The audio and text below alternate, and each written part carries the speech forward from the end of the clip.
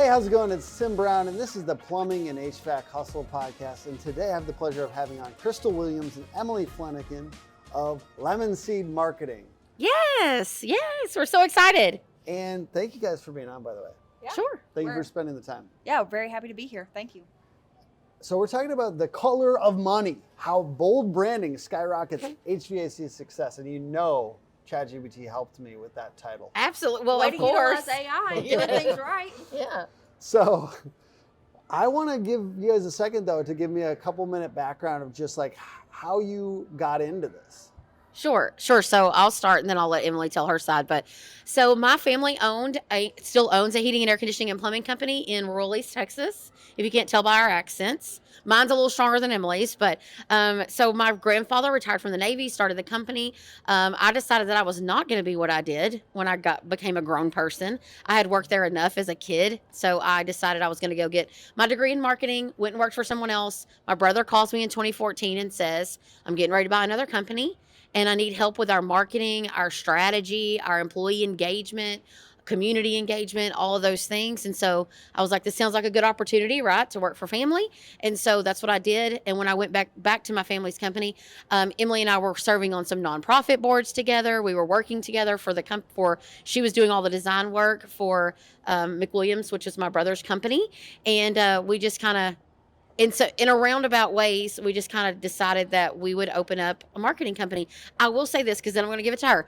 I used to have a different name because I was going to try to do it on my own, and it was a terrible name. So when I went to Emily, it was called Apex Marketing. Okay. Because we take you to the top of your marketing game. The problem was it was at the same time that the PE company was coming out, and there was just a lot of things going on with that name. So then when I went to Emily and was like, hey, do you want to do this? She was like, sure, but I have one rule. So if you haven't picked up on that, my role is we cannot be named Apex Marketing. So, but my background is in graphic design. My husband and I own a design and kind of production company, if you will. And so that's where my background has been, from doing print collateral materials, vehicle wraps, some website apparel, things like that. And so I've gotten to be on the helping very small businesses kind of get a startup logo, brand, and then actually implement some things for there. That's how Crystal and I met. And so, yeah, that's when we started shifting things up. She's like, hey, you want to come do this with me? And that was my one stipulation. We got to change the name. But I kind of developed the name Lemon Seed and the brand because, one, I knew we were going to have to be disruptive. And how can we it be authentic to us? So I felt like our ideas and personalities were going to be bright and fresh, like a lemon and a seed, just because like ultimately that's what we do. We help contractors plant seeds through marketing so that they can grow and flourish. And so it's kind of corny, but like we embrace it. And you know what, people feel like they know us, right? I see you guys everywhere. It's like, great, it's working. You know, that's our goal. And we feel like we have to kind of set the standard for this is how we want our contractors to brand themselves so that they can stand out to their clientele amongst competitors, and we have to talk the talk too. So and there's a little bit of acidity in a lemon. There is. We got some zing, some zest. Yeah. Good. And I feel like that's required almost with branding these days, is a little bit of acidity. Well, in the world of heating and air conditioning, you know, we just got to stand out. Like right now, it's really cool to be trendy, you know, so everybody's looking for this unique way to stand out. It's gotten more competitive over the years. And so we felt like we should lead by example. And so Lemon Seed, like people will say, how can we miss the girls in yellow? And we really want to say, like, this is what we try to tell you every single day. Like the set. Something, yes, we did this. We paid Disneyland they said to do this. This was a few years ago, probably when they put it together, but they knew they did it with me and us in mind. Yes, good. Well, but like even at that event yesterday, we were working the golf tournament, and again, we're extra, but we want to stand out. So like, yes, we bring an actual lemonade stand out on a golf course, and we are passing out lemonade. Yeah, and it stood out to people. Like they actually stopped and talked to us versus like if we just had a yard sign stuck out by the tee, like. Okay, big deal. But like, how can we maximize that and stand out and be memorable to these contractors? And that's a simple way to do it. I love it. And you guys probably had some emotional ups and downs in that process of rebranding yourselves. So one thing about me is like I'm pretty trusting. So like Emily's never led me wrong on anything like that. And so I was like, that sounds great. So let's go for it. Yeah, I mean, we really didn't have to rebrand anything. We really just got to start doing things that way. But even our office where we are now is branded. We have half of our team. We have 35 people on our team or so. Half of those people are in office. And so our office is what you would think it would look like if you've ever met the team from Lemon Seed. It is fully, I mean, there's graphics everywhere. It's fully yellowed out because our team has got to understand the importance and buy into the brand and who we are. And our core values are zesty. They're branded as well too, and we train on that. But a brand is not a logo. It's every instance of your business and your perception and stuff. Like, it's so much more than that, and that's what we have to educate contractors on. Well, how you make the market feel. Oh, I love that. I think it might be Gary Vee that says, like, brand is what people, no, it's Seth Godin. He says brand is what people say about you when you're not in the room. That's right. That's right. I'm terrified about that. But okay, so the next question is, what are the risks and rewards of rebranding for an established HVAC business? Well, I'll say the risk. So I will say that we acknowledge that rebranding an established company is not only is it a financial thing, it's an emotionally taxing thing. And so even today, like Emily was on a call, like trying to reassure a contractor and it wasn't even a huge leap for them. It was a big leap, but I wouldn't consider it a huge leap. And just your nerves take over because you're like, what if nobody likes it? And I will give this credit. Dan Antonelli from Kick Charge, he said this one time, and Emily had been saying this too. Good ideas go to committee to die.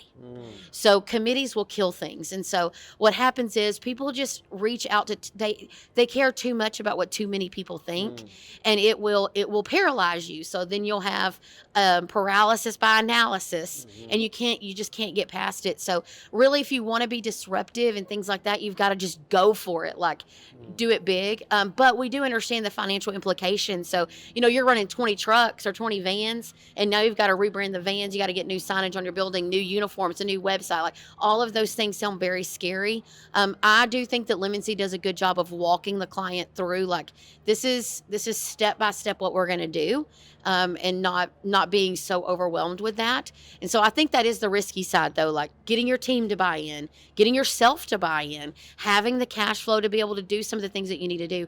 One of the saddest things is when you really get a cool brand, a rebrand, and you don't have enough cash left to wrap several trucks, or get some good signage, really go to town, like we call it launching it, really launch that brand. So I think that's the risky part. So sad over there, but no, some of the real benefits. So one of our core values is, like, we are going to be the catalyst for contractors through branding and marketing. So what I kind of mean by that is, like, we can kind of help reinvigorate and kind of relaunch and give them new hope for their company and reinvigorate. The community's like, what is going on over there? Like, man, where'd y'all come from and stuff? And so to me, sometimes, like, that fear can kind of get in the way of why they won't do it. But I want to kind of challenge, like, you don't know what you're missing out on. Like, it's so much better when you can create excitement and buzz, and, like, your own team gets more bought in, like, and is excited to work for this company that, like, looks polished and looks exceptional. Like, I'm proud to work for them. And so, I just think crazy? you need to. That's a weird thing about rebranding. Yeah. If you do it right, you can get pride with your people. And that's what one contract, like, I've said this a few times, but I always say it because it really, like, resonates with my heart is, we had gone through the rebrand process, and he's been trusting the whole time, but, like, when the things actually started coming in, like his new business cards, his new apparel and things, he's like, all of a sudden I had hope again for my company. I was excited again because, like, as an entrepreneur, it's tough, okay? It's not rainbows and sunshine. And so sometimes you just need that spark and reinvigoration and, like, yeah, I still got it in me. Like, let's go to town. Let's do this. And I think a rebrand can be a great catalyst for that. I love to hear that. What are important elements of brand that will actually help companies sell more? Like, what else does rebranding do, or a brand, like, what are the types of things that actually, like, create more sales from brands? Sure. So I think that when you show up and your presentation software is better and your website looks good, you can actually show the client. So clients are going to have a moment. They're going to have a first reaction, right? So much of it relies on, like, how did the guy even pull up? What does the vehicle look like that he pulled up in? Is it dented and dirty and he put his cigarette out before he came up there and a Coke bottle fell out. Like, like what all happened there? How did he knock on the door? How did he introduce himself? And then that is a part of your brand. So remember, branding is not just the logo. So, but it does help when that truck looks nice when it rolls up. And then the way they speak. So the editorial style of who you are as a company. And then, they have this nice presentation software and they're able to reiterate whatever their promise What's your favorite is. presentation software? So I'll tell you, this is not popular. So it's a little older now, but we use, my brother's company uses BizPro. Okay. And so we love BizPro for a couple of reasons. Number one, it leads with financing options. So it's presented in a financing option style. And it also has just a very clean look. And we just like it. Now, it doesn't integrate with some of the best known CRMs right now, but it's a better fit for us, so we choose to stay there. Cool. But it looks good. And so that's my point. Like, people have reiterated that. So I think naturally when you present well and you look well, you're going to sell better because you can ask for more of a higher ticket because you are showing the look of what a higher person would look like. So if I see a white van, we call it a white van, rolls up, some dude walks up, shorts, flip-flops, and he's like, I'm here to tell you it's going to be $7,000 for this new system. And then your guy shows up and the whole experience is top notch. I mean, we're at Disneyland, so think about the experience, the experience being top notch, and he comes back and says, the system's going to be 10.5. You're a lot more like, oh, I really want to use this guy. So like, what do I need to do here? I think you get the benefit of the doubt. I think you get more opportunities. I just think you have more options. Yeah, I was about to say the Coke bottle and the cigarettes thing. I was like, hopefully it's cheap. Like, I'll buy it, but like for $3,000, not for 11. Yes. No, and you talked about some ways that you think it can help sales. Is I think sometimes people can be so hung on to, well, this is my logo, this is how it's always been, I got to be consistent. Like they'll try to throw that back at us, like it's been the same since 1980. Well, like I also kind of think your services might be from 1980, or your experience. Like, are you gonna be selling me the most modern, innovative equipment now? Because like you yourself look outdated. So like, are you really providing me the best product? And so I think that can be a crucial thing because consumers base your visual identity. They consider your whole business validity off of that, like Isn't that it first crazy? instance. Yes. Before they ever call you, before they ever read a single review. And so it's a underlooked aspect, but I think it can go a huge way. There's this book. It's actually by a Minnesota author, so near me. It's called Selling the Invisible. And it talks about selling services. And he's like talking about a study where literally like a brown suit versus like a blue suit. And like there's actually like a percentage difference on the brown suit, like down, like because it just was associated with not high end or whatever.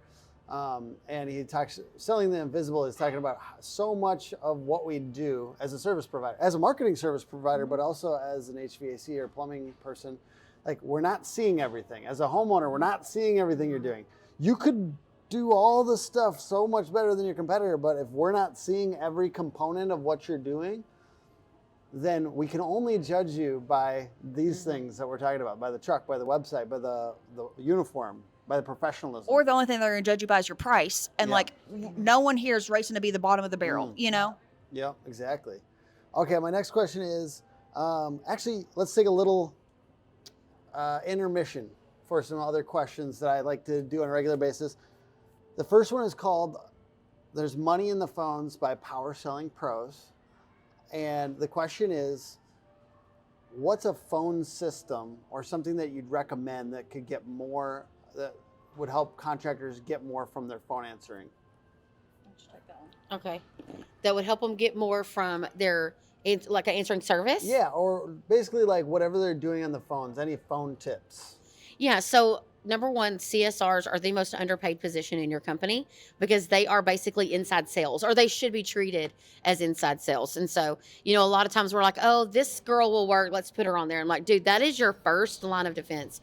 So I think on the phones, the most important thing about CSRs is a consistent coaching plan.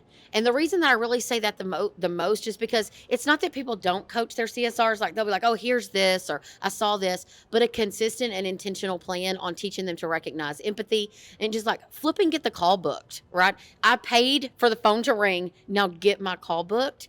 And then gathering all of the important information. And so, age of system, good information, like if fixing to send a technician out to this house where you don't have a code to get into a gate? Is there a rabid dog? Like, what all is going on over there? Yeah. And just, I think consistent coaching with them through companies like Power Selling Pros. And I promise this is not a paid spot for them. I just have seen their work. It is. Well, for you it might be, but for me it's not. But I've literally seen my family's company uses them, and I have seen other companies that we work with utilize this consistent coaching, and it just keeps them fresh. Now, listen, they'll hate it because they make them role play and like talking to a mirror, but it works. There's something to that intentionality of coaching. Love it. All right, the next one is hot takes and cool trends. What's a controversial opinion that you have that maybe some people in the industry might disagree with? And then cold trends, what's something people are spending time, money, energy, or effort on that they should stop? So first one, controversial. What do you got? So like my favorite thing right now is, so we love a good mascot, okay? And in both, like, I love a good mascot. I do, but mascots are trendy right now. And so I think there's like this big play, like, oh, not everybody needs a mascot. I do agree with that as well. So I kind of like ride the fence on this, but here's what I will say. You can't make decision based off the outliers. So you really need to take a look at your own market, your own business model, your own willingness to jump into this concept of a mascot. Because if you're going to have one and you're going to let us do it right, and you're going to get a mascot that's made like parade quality made and go out into your community, I'm going to push you to a mascot because the identity and the engagement and the memorableness that comes from that is so hard to replicate with anything else. But I will also say I get it. I know that not everybody's a mascot person. Well, and to kind of piggyback off of this, because I was actually going to say something kind of similar. And when we're consulting with clients considering a rebrand, they're like, I just feel like everyone does a character. And yes, I think in some ways that you're running in the same circle of these same group of people that go to all these shows, and you might see them have been rebranded by awesome companies like KickCharge or someone else. But in reality, when you look at all the number of HVAC customers out there and like the ones that are in your market, turns out there's not that many that actually have a mascot. Or like, that do it right. Or that for sure do it right. Absolutely. And so we try to do that in our competitive analysis is like, hey, I know you think that, and you just told me everyone has a mascot. In reality, it's the same circle of people that you see at these shows, and not these 8 that we just did an analysis on in your competitive market, because the consumer doesn't know about these other people. Yeah, you just live in your own head, right? You think you're like, this is terrible. I hate to tell this to people, but we think we're much more important than we really are. And I'm not trying to be mean, I do. but same. But it's just, I have to remind people sometimes, like, yes, so mascots are trendy right now, but they're trendy in the movers and the shakers of the industry. And again, like, both companies, so I have a pest control company and I have a roofing company. Both of them have mascots, and we're all in the same market. But we know how to go to market with it. The mascot doesn't have to be part of the logo always, or is No. it always? Because I kind of want one. A fisherman, a fisher guy with like a thing, a vest. I would come as a fishing guide. I don't know. I love it. They'll say, like, we're here for it. Yeah, and we do that often. Okay. So, and here's the other too. Like this is good conversation, because that people can get very opinionated about this. But also it doesn't have to be a whole character. There can be an element to what you do. Like, we don't have a lemon, which I really want a lemon mascot, but a lemon costume but- to walk around these but shows. we don't. Tim said that's a bad idea. Yeah. It sounds Stop. adorable. It's precious, but at Can the it end of have the like day, a mutant face that just comes out of the lemon? That's no, just it like, needs to be precious. Okay, it has to Yeah. be precious. And then, We're precious. and then Okay, one of yeah. us would have to get in it, so we're living our own life. But Oh, yeah. It would require us bringing a whole other person to wear it, so we don't have to. yeah, no, but the color yellow. There's only so many people you get along with at trade shows. Okay, Well, you can't. Yes. we've almost somewhat created our own. So at most shows, you will see us in like a yellow blazer. Okay. So we've almost in somewhat kind of turned like, oh, the girl's in the yellow blazer. Yeah, that's sweet. That's smart. I accidentally just left mine up in the room. If you're wondering, like, where am I at with it right now? He does is he teaches the most valuable team in your business. He'll just add nothing but profit.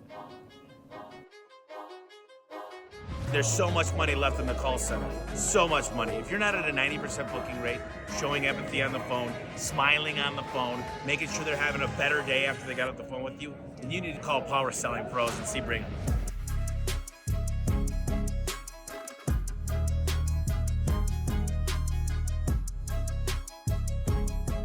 All right, the next one is, what marketing channels are most effective? This is just a small question. Oh, do you want me to tell you what's the other one? Oh. The cold one? Cold trends. Real quick, sorry. let me tell you this. Let me tell you what it is. Stop chasing every new thing that comes out. So just because there's a new thing out there does not mean you need to redirect course. Mm-hmm. So I'm not saying you shouldn't look into things. So, and let me use I'll use a couple of examples, because let's use Chirp. All right. We love Chirp. Lemonseed loves Chirp. Okay. We love what they do. I'm not sure that everybody's ready for Chirp. Chirp will tell you that everyone's not ready for Chirp. So right now there's a lot of buzz around their rehash program. They do wonderful things, but not everybody's quite ready. So you need to get yourself ready. You need to figure out how to get there. But right now it may not be the best thing for you to do. Rilla Voice was another one. Yeah. Super cool product. Great. Not all of y'all are ready for Rilla Voice. Yeah. Well, so we had a client that's less than $3 million launch Rilla Voice, and his whole team thought it was a conspiracy theory. And so I was like, dude, and really he just wasn't ready mature wise, like his team. There's nothing wrong with Rilla Voice at all. And they still a great product. But the client itself, I'm like, you should have waited 6 months and just kind of got your thoughts together on what you were going to use Rilla Voice for. Because what happens is contractors start thinking that didn't work or that wasn't a good plan. And I'm like, no. Their product is great. It's the implementation that sucked.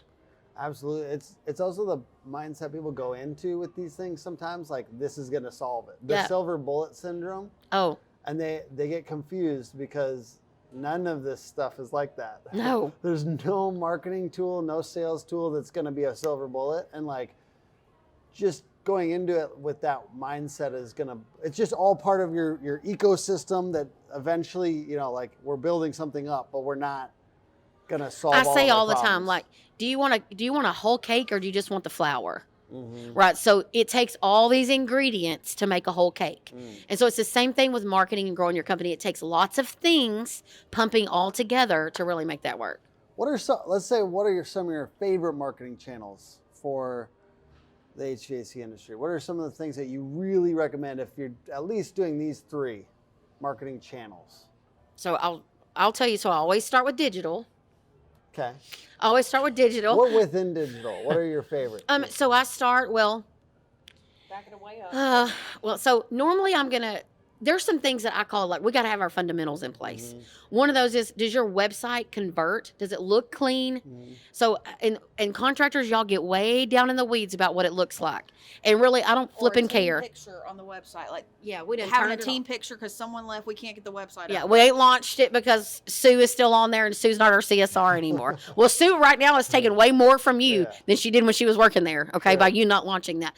So just a good performing website. And then on the digital side, I love, if you get past SEO and PPC, which are basics, give me a good retargeting campaign. Like that is, hey, you got people to come to your house. How do you keep them coming back to your house when they didn't make a move? And retargeting, a lot of you know, but some of you don't, is just when somebody comes to your website, and you can do retargeting for like social platforms a little bit too, but you then show ads, let's say on Facebook or on Google's ad network, display network, or different places, and it's usually a pretty good deal. Yeah. Because it's like a lot of money is wasted in the spray and pray stuff.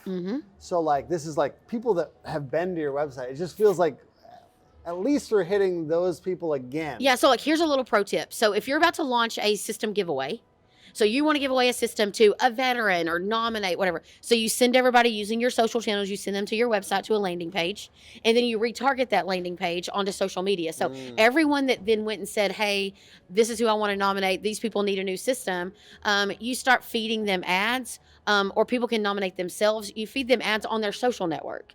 And so it's a nice, easy way to not make it immediately obvious, that you're retargeting them. But the pro thing here is like, you've got to send more people to your website. I've looked at beautiful websites and I'm like, how are you getting people here? Well, I don't pay for SEO and I don't really have any paid ads. I'm like, so this is just a pretty site, because I don't go through websites at night. Do you? Like I scroll through Facebook, not through websites of Yeah. heating and air conditioning and plumbing companies. Reviewing all the pages. Yeah, no. This company only has 20 pages. This is filth. It's not what happens. So we just wanted to answer our question. So that's I like the retargeting side. So that would be number one. Number two is organic social media using videos. So if you have no money and you're like, you know what, today I'm opening my own company.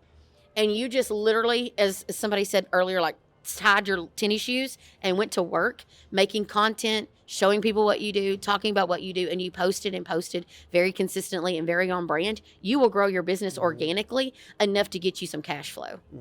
And then I would say my third was I'm a sucker for a good mass media campaign. So a billboard campaign or a really good radio commercial, I love it. But it has I to be a love it. sticky idea, right? Or you have to cut through the noise with the copy on there. You can't just put up your terrible logo and your phone number And think every who's single gonna call. service that you offer, and Yeah. Visa. Oh God! When I see a billboard with a credit card with Visa, MasterCard, I'm like, oh no. Thank you so much for your payment information. I don't even know if I care. Oh, absolutely. Yeah. And again, people think that. Anyways, kind of echoing off what Crystal said, I love a rehash strategy a lot. So on the emails and like that automation, emails can have some nice design, again, adding some validity to you. And I'm kind of surprised you didn't say this one, Crystal, but I like it as well too. Community marketing and how to get into the community, but also like, again, kind of going back to driving people to your website. I was talking with a contractor this week and he was like, yeah, I mean, I've done all this stuff and I've done these big giveaways at these booths that I've gone to. Like I gave one guy a 75-inch TV and then he bought a new system from someone else. I was like, okay, well, like, what'd you do with the other 500 people that submitted their info? Well, nothing. Okay. Well, in reality, that's more who I care about than that one winner. So, like, we want to send them, hey, thank you by stopping by our booth. Here's a $50 off a repair coupon through their email, through a text message, something like that. That's more of the rehash strategy and how we can help maximize that community engagement. If we're going to set up a booth, be there for 6 hours, let's also feed some leads. It's not about that one winner, okay? We're putting all of our eggs in that one basket. We have a whole other Easter egg. That happens so much. Yeah. Community engagement, they'll do some cool things and then like they just go home. Like Yeah. that was good. I hope people call us. But like the whole purpose we Yeah. gather information from a landing page is to be able to remarket to them. Don't gather just for kicks and giggles. I do the whole giveaway just for that list. Yeah. Yeah, not that Oh, one absolutely. person. Raise your hand if you need a new roof and tell us why you need a new roof, and then we're going to pick one lucky winner. So then literally everyone that's like, I need a new roof is like, hey, here's all my information, sir. Yeah. It's like the cheapest lead you can get. Oh, So. absolutely. All right, last question here. What's the balance between spontaneous and creative content versus brand consistent and strategic content? I understand it's kind of a false dichotomy, or they're not really opposed to each other, but you know that there's a little bit of like, you want to be getting these messages out there that you guys probably helped them come up with, but you also want to have some freedom.